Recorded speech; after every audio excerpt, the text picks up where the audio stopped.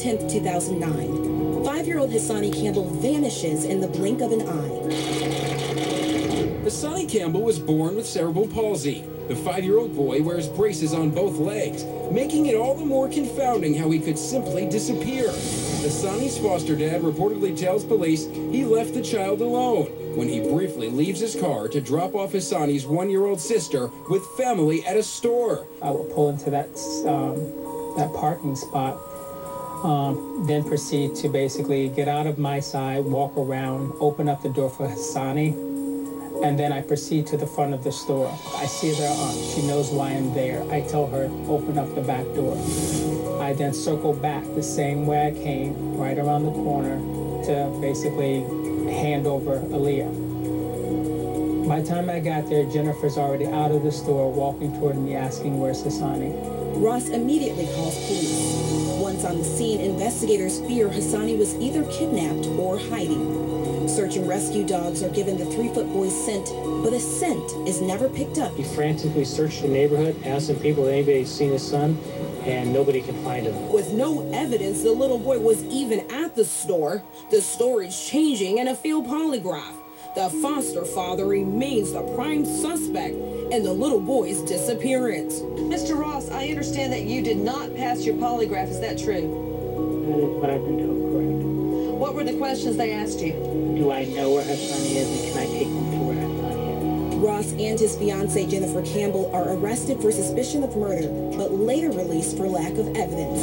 A $75,000 reward remains in effect for information in the case of 5-year-old Hasanni Campbell. The time we lost, people could have been looking at our son and not realized it was him.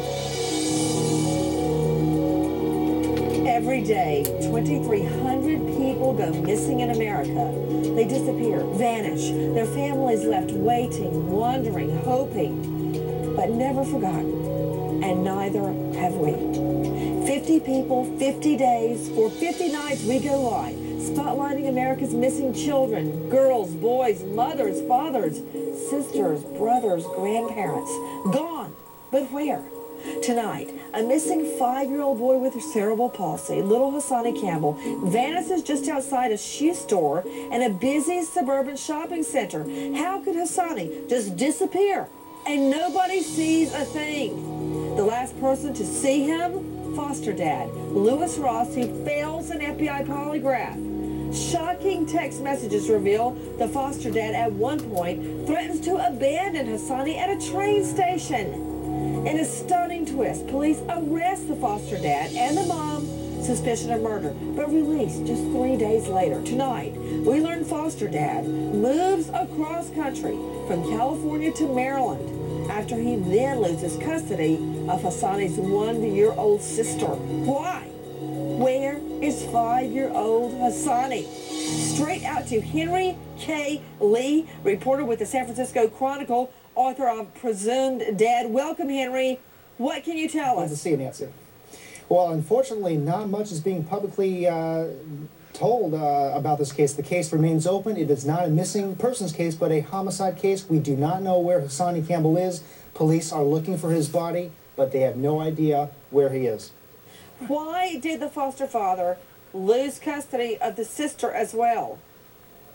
Well, in cases like this, Nancy, the police will often put in their 2 cents to social services at child custody hearings. So I suffice to say those are closed hearings, but they probably had a lot to tell them behind closed doors, Nancy, about why they suspect Louis Ross in Hasanni's disappearance and apparent murder. Joining us right now, Jenkins Soros, legal correspondent in session. What more can you tell us about Hasanni's case? You know, Nancy, this is so tragic because he was different than most little children in this country. He had cerebral palsy, and he had braces on his ankles that went into his shoes so he could walk. And on this day in August, the caregiver, who was the boyfriend, and I'm talking about Louis Ross, took him to the back of a shoe store because that's where the foster mother, Jennifer Campbell, worked. He opens up the car, and he said that he saw little Hasanni taking his seatbelt off, and then he walked around to the front carrying the 1-year-old, and the whole point was to open up the back door for Hasanni. But when they opened up that back door, he was gone, just evaporated into thin air. and that was the last that anyone ever saw him. Well, the way I recall the story is that he says he leaves Hasanni in the back at the back door, then drives around front. Is that the way it went, Henry Lee? He made some kind of a potentially convoluted statement that he had point his BMW in his specific part of the street, go around and tell Jennifer Campbell at the shoe store, hey, I'm here. But then in between, he is suggesting to police initially that Hasanni was either kidnapped or somehow walked out of the car on his own. But police are telling us from day one, they don't believe Hasanni ever made it to Oakland. Now, is it true? Let me go out to Sergeant Gus Galindo with the Oakland PD, joining us from Oakland. Sergeant, thanks for being with us. Good evening, Nancy. How are you? I'm great, but I've never forgotten this case about Hasanni. It's stuck in my mind from the very, very beginning.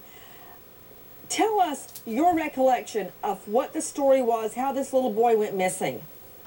Well, the child was reported missing by Lewis Ross to us. He called 911 and gave details that he had parked at the back of the Shoes of Rockridge store here in Oakland, and he went around the front to contact Jennifer Campbell to have her open the rear door of the business. And Lewis Ross said he walked to the front, then walked But right to the there, back. why? Why would you leave the baby in the back?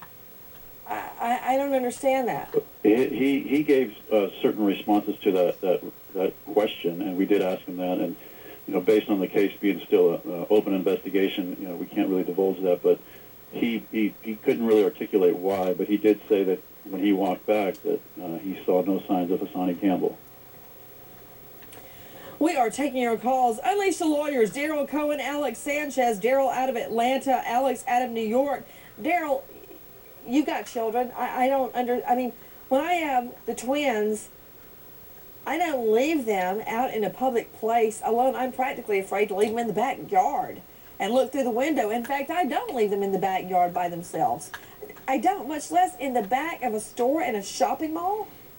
Nancy, I've got three girls. Have you ever driven behind the backs of those stores where there's nothing but dumpsters and cardboard boxes and liquor bottles? Why would you leave a kid back there? Nancy, I don't leave my little girls anywhere. My oldest is 16 and 9 and 11. They go nowhere without me being so visible, overprotective, you can call it. But because they are children, they have to be protected. And if it can happen, it will. It's seldom, if ever, good. Hold on just a moment, Daryl. Alex, Alex, can you see a video, a monitor? Liz, did I just see little Hasanni walking down the aisle of that store? Let's see that video again. Take a look. You're going to see Hasanni walking down. This is from the Oakland Police Department video that they have amassed. There he is on the left. Take a look. Hold on.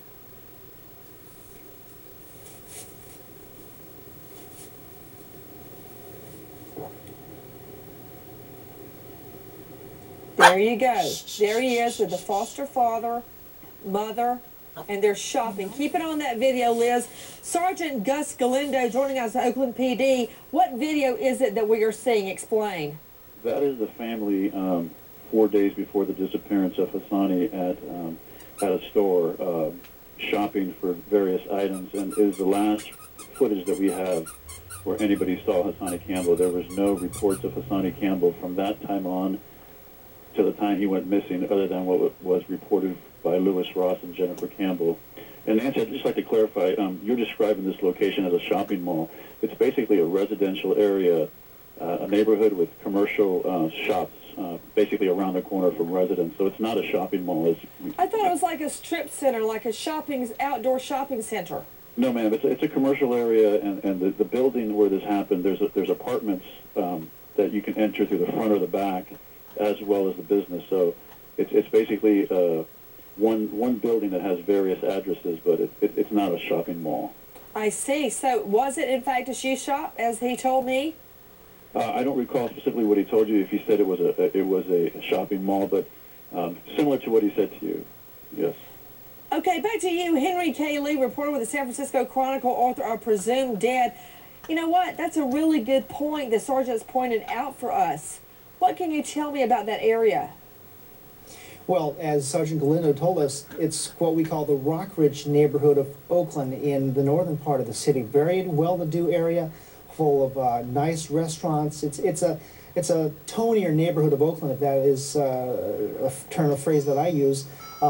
Crime is present, but certainly not as prevalent in other parts of the city. So when we first heard that a little boy may have been kidnapped or disappeared from that area, a lot of red flags went up. The number one question we all had, Nancy, is how is it possible that a 5-year-old boy with cerebral palsy with arch support braces, how could he disappear in broad daylight? This is about 4:15 p.m. Monday, with so many people in the neighborhood in that area of town. It was possibly not possible. We'll be right back with our lawyers and the rest of our panel taking your calls, but case alert. Last night we covered an